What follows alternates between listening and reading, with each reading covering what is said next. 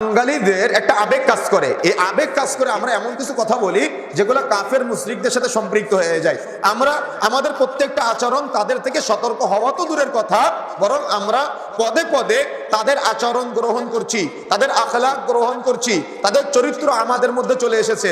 আর দেখা যাচ্ছে মুসলিমদের থেকে তারা কি আচরণ, ব্যবহার, ভদ্রতা, সৌন্দর্য এগুলা নিয়ে তারা নিজেরা এস্টাবলিশ হচ্ছে। আর আমরা তাদের রেখে যাওয়া অপসংস্কৃতি, নোংরামি, নষ্টামি, অশ্লীলতা, বেহায়াপনায় সম্পৃক্ত হয়েছি।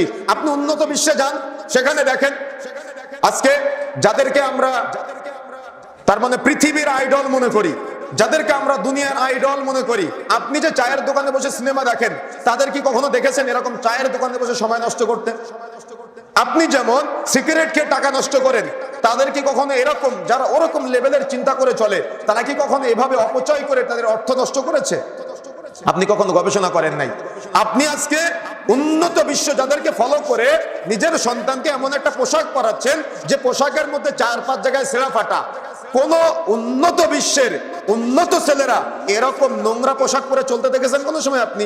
অথচ যুবক সমাজের আজকে যুব সমাজের অধঃপতন এত নিচে নেমেছে, তারা কাফেরদের থেকে সতর্ক হওয়া তো দূরের কথা, তাদের রেখে যাওয়া পশ্চাত্যের এই নোংরা অভ্যাসগুলা তারা আজকে জামা পড়তেছে, জামার মধ্যে 4-5 জায়গায় ছেঁড়া ফাটা, প্যান্ট পড়তেছে, প্যান্টার মধ্যে 4-5 জায়গায় ছেঁড়া ফাটা। এরা কারা? এরা সলিমুদ্দিনের সন্তান। এরা কারা? এরা আব্দুর রহমানের সন্তান। এরা কারা?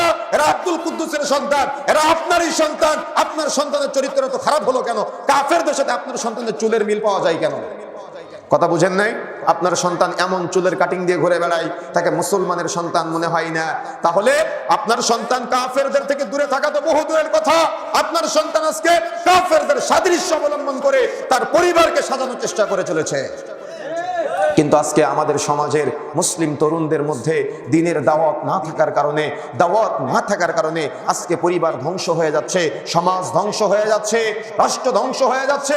আপনার ছেলে যদি দেখা যাচ্ছে গোল্ডেন এ প্লাস না পায়, আপনার ব্যাপক লজ্জা লাগে, আপনার ব্যাপক শরম লাগে, আপনার প্রচুর হায়া লাগে, ব্যাপক লজ্জা কাজ করে আপনার। কিন্তু আপনার ছেলে ফজরের সালাত আদায় করে না, লজ্জা কাজ করেছে কোন সময় আপনার?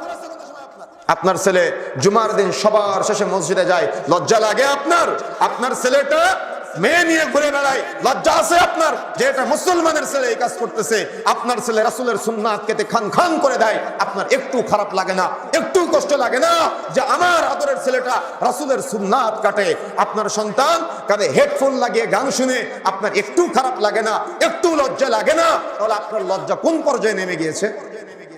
আমি বুঝাতে পারি না আপনাকে। সুতরাং সতর্ক হতে হবে, সাবধান হতে হবে।